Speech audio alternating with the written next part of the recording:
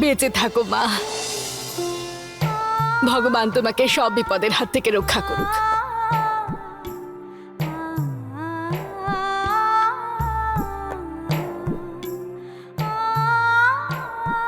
খুব উন্নতি করো সোনা আমার, নিজেকে এতটাই উপযুক্ত করে তোলো যে সকলেই তোমাকে দেখে গর্বিত বোধ করে।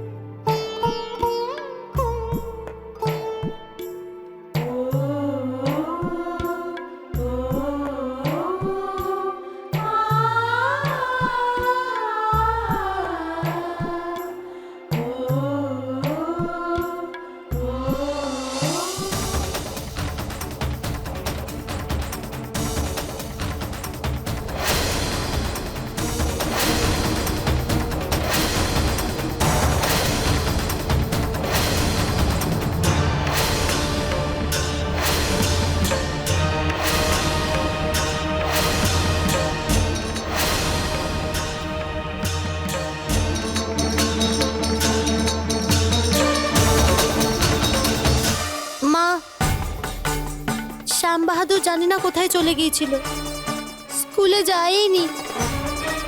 টিকু খুব কাঁদছিল, তাই জোর করেই সুমনকে নিয়ে এসেছি।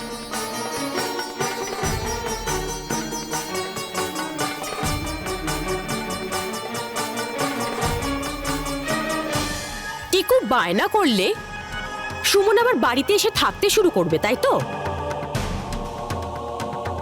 টিকুকে পৌঁছতে এসেছিল তো দরজা পর্যন্ত পৌঁছে দিয়েই চলে যেতে পারতো, ভেতরে আসার কি দরকার ছিল?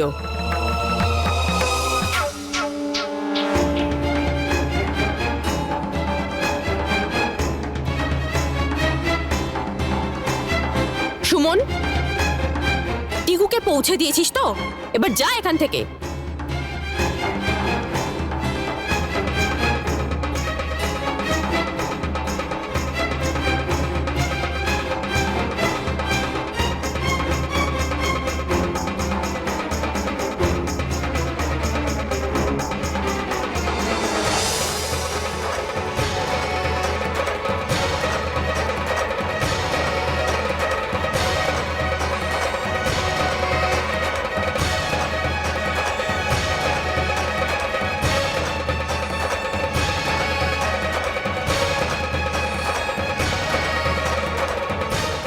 এই ভুল ধারণায় থাকবেন না যে সুমন চলে গেছে।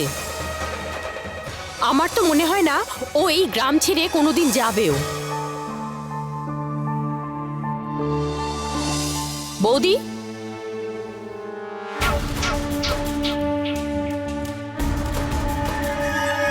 ওই দেখুন বৌদি,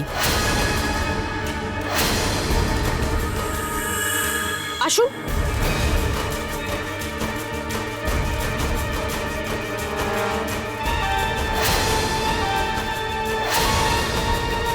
দেখুন বৌদি, চা জল খাবার খুব আপ্যায়ন করা হয়েছে সুমনকে এই বাড়িতে।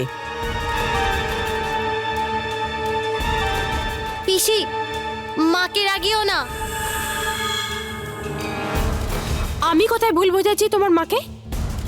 তোমার মা নিজের চোখে দেখছেন যে সত্যিটা কি। টিকুর বাহানা নিয়ে এই বাড়িতে আবার ঢোকা শুরু করেছে ও। মিথ্যা কথা পিসিমণি, ও তো বাইরে থেকেই চলে যাচ্ছিল, আমি তো নিয়ে আসলাম। তুই ওকে বাড়িতে নিয়ে এসেছিস কোন খুশিতে? এখনো তুই ওই মেয়েটাকে নিজের বান্ধবী মনে করিস?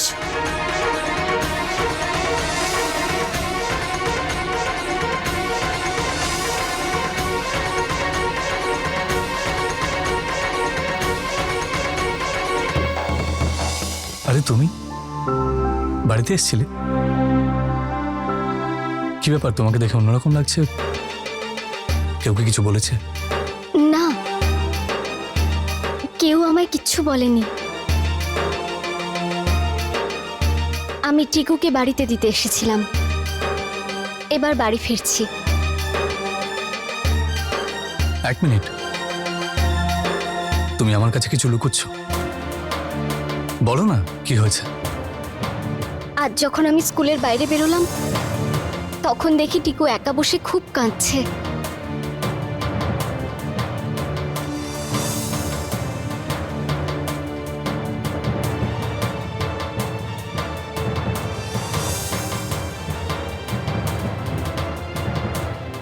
আর তারপর মা আমাকে এখানে দেখে ফেলেন।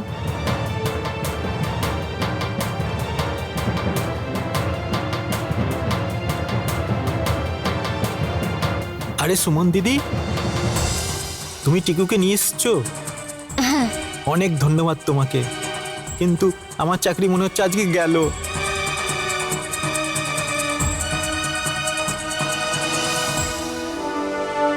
এবার আমি আসি।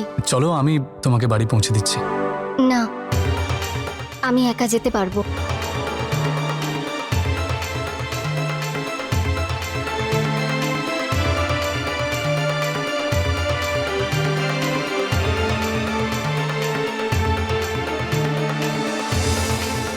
আরে ও যদি এই বাড়িতে ঢোকার চেষ্টাও করে তাহলে ওকে ধাক্কা মেরে এই বাড়ি থেকে বের করে দেওয়া উচিত।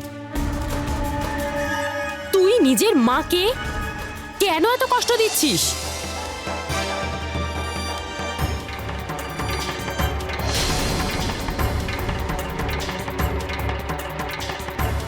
দিদিমণি, আমাকে ক্ষমা করে দাও, আমার কোনো দোষ নেই। যাওয়ার সময় সাইকেলের টায়ার পাঞ্চার হয়ে গেছিল, তার জন্যে।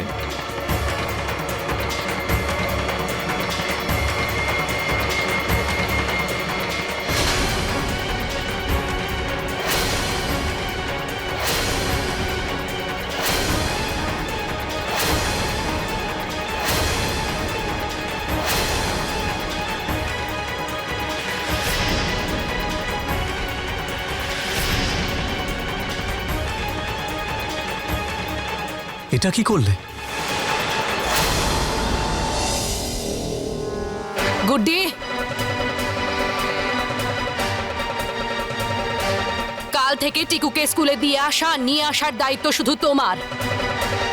আর যদি তুমি এই কাজটা করতে না পারো তাহলে এই কাজটা এবার থেকে আমি করব।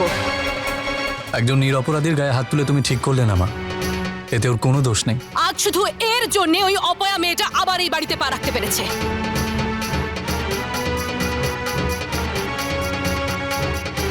আর একবার ভুল হলে কিন্তু তার কোনো ক্ষমা হবে না।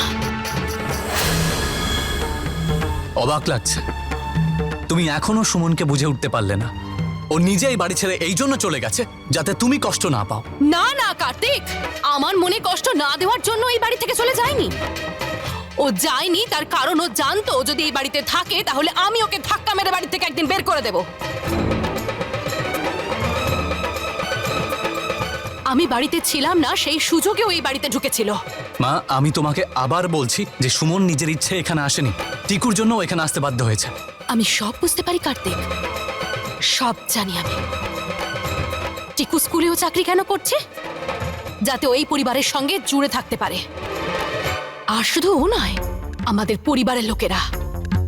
অন্যায় তো এরাও করেছে। যদি এরা ওকে ঘরে ঢুকতে সাহায্য করে তাহলে তো ও ঢুকে পড়বেই। আমি তো বুঝতে পারছি না যে এরা বারবার ওকে সহানুভূতি কেন দেখাচ্ছে। তুমি শুধু তোমার মাথায় একটা জিনিস ঢুকিয়ে রেখে দিয়েছো, আর সেটা তুমি কিছুতেই বার করতে চাইছো না। তোমরাও তো সবাই সুমনকে ভালোবেসে ফেলেছো আর নিজেদের মন থেকে ওকে বেরই করতে পারছো না।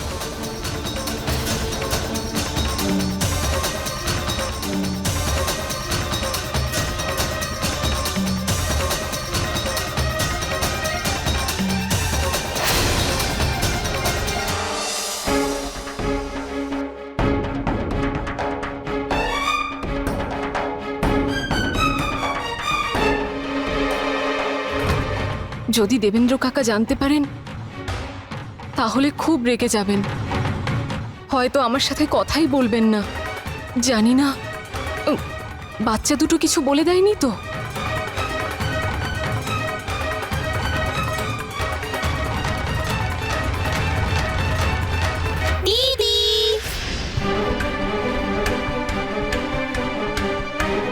ছুটকি, দেবেন্দ্র কাকা কোথায়? আমার ব্যাপারে কিছু জিজ্ঞেস করছিলেন? উনি বাড়িতে থাকবেন তবে তো জিজ্ঞাসা করবেন, ঘরে তো কাকু নেই। যাক, সুমন দিদি, তোমার রাস্তা এত দেরি কেন হলো? ওই বাচ্চাটার বাড়ি অনেক দূরে। কোন বাচ্চার বাড়ি?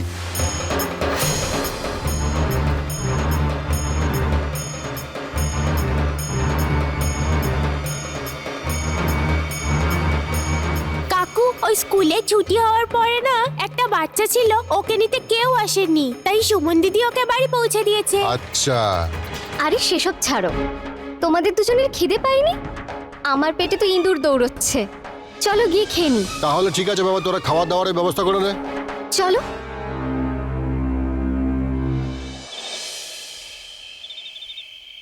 কার্তিক খাবার খেতে আসছে না কেন?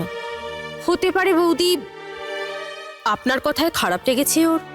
আমি এমন কি কথা বলেছি? আপনি কার্তিককে তো কিছু বলেননি, কিন্তু কার্তিকের সামনে আপনি সুমনের নামে যেগুলো বললেন। নন্দিনী কার্তিককে খাবার খাইয়ে দিয়ে আসবে। কার্তিক যদি খাবার না খায় তাহলে আমিও এখন খাবো না। বৌমা, আমি বললাম তো, নন্দিনী কার্তিককে গিয়ে খাইয়ে দিয়ে আসবে। মা, প্লিজ তুমি খাবারটা খেয়ে নাও। মা, আজ পর্যন্ত আমি তোমার কাছে কিচ্ছু চাইনি, আজ প্রথমবার তোমার কাছে আমি কিছু চাইছি। খাবারটা খেয়ে নাও, আমার মনে আর কষ্ট দিও না।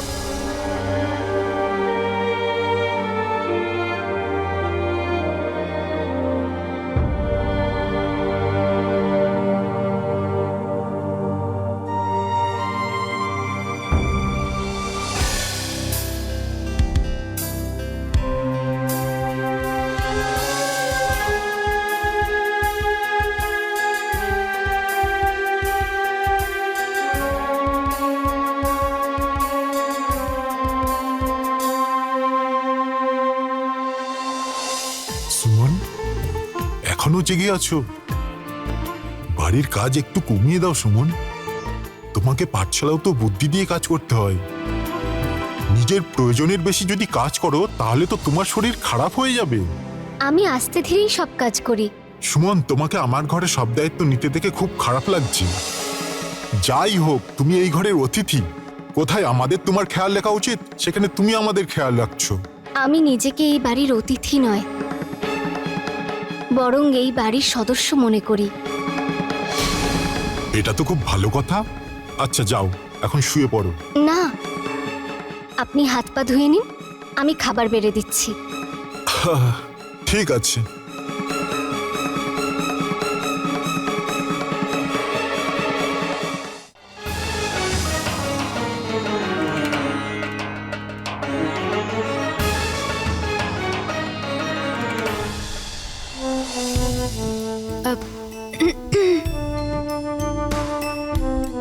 কি হয়েছে? খাবার খাবেন না আপনি? চলুন, নিচে সবাই আপনার অপেক্ষা করছে তো। আমার জন্য অপেক্ষা করার কারোর কোনো দরকার নেই। আমার যখন খিদে পাবে আমি নিজে খেয়ে নেব। আপনি মায়ের উপরে রাগ করে আছেন, তাই না? ওনার ওপর রাগ করে কি হবে? উনি জানেনই না উনি কত বড় ভুল করছেন। শুধু ওনাকে দেখে আমার খুব কষ্ট হয়, কারণ উনি শত চেষ্টা করলেও সুমনের সঙ্গে ওনার সম্পর্কটা ভাঙতে পারবেন না। ওনারা দুজন এমন এক সম্পর্কে জড়িয়ে আছেন যে এত সহজে শেষ হবে না। আমি জানি না কবে আবার সব ঠিক হবে। সব ঠিক হয়ে যাবে, আপনি এভাবে ভেঙে পড়বেন না। আমি আছি তো আপনার পাশে, আমি নিজে মাকে বোঝাবো। থ্যাঙ্কস। যদিও আমার থ্যাঙ্কস লাগবে না, যদি সত্যি আপনি আমাকে ধন্যবাদ দিতেই চান তাহলে চলুন আমার সাথে আর গিয়ে খাবারটা খেয়ে নিই।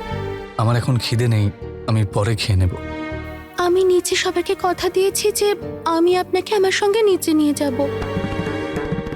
যদিও আমি আপনাকে জোর করতে পারি না, যদি আপনি না যেতে চান তাহলে ঠিক আছে, একসাথে দুজনের খাবার বেঁচে যাবে।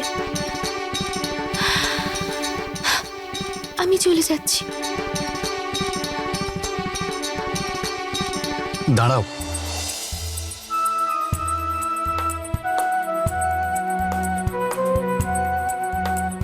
আমি চাই না যে তুমি আমার জন্য না খেয়ে থাকো।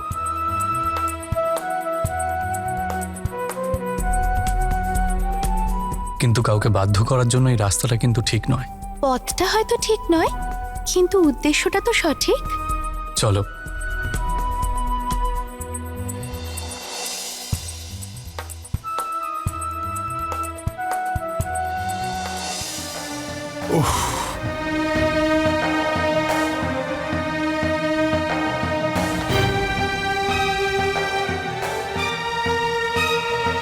প্রভু, এসে গেছিস বাবা।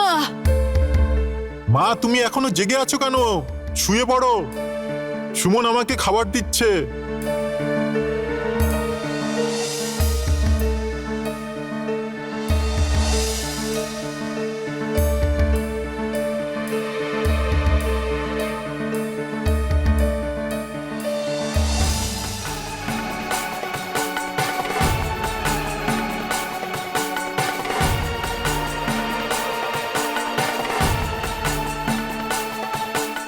আরে মা,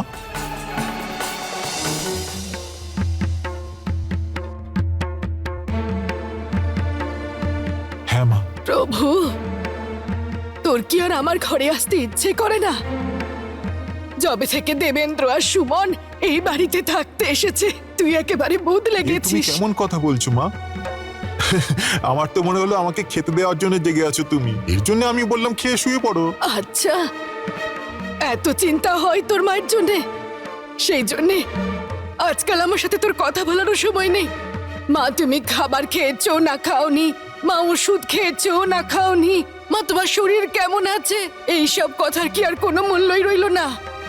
কেন মূল্য থাকবে না মা? আমি নিজের চোখে দেখেছি যে সুমন তোমার ভীষণ খেয়াল রাখে। তোমাকে সময় মতো খাবার খাওয়ায়, তোমাকে সময় মতো খাবারও খাওয়ায়, তোমার খুঁটিনাটি সবকিছুর খেয়াল রাখে। এর জন্য আমি তোমার দিক থেকে একটু নিশ্চিন্ত হয়েছি, ব্যাস। তুই নিশ্চিন্ত হয়ে গেছিস, সেই জন্যই আমার তোর জন্য এত চিন্তা হয়। কেন মা? কেন আবার কি? আমি কি বুঝি না নাকি যে তোর আমার থেকেও বেশি এখন সুমনের জন্য চিন্তা? নিজের মানুষদের ছেড়ে পরের লোকদের খেয়াল রাখিস তুই। এই লক্ষণ কিন্তু আমি ঠিক বুঝছি না। ভুলিস না, আমি তোর মা হই, আর ওই সুমন কেউ হয় না তো। তাও ওর সুখ দুঃখের চিন্তা তুই এত কেন করিস?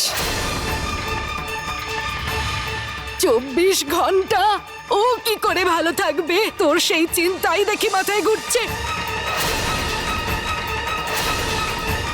কেন প্রভু?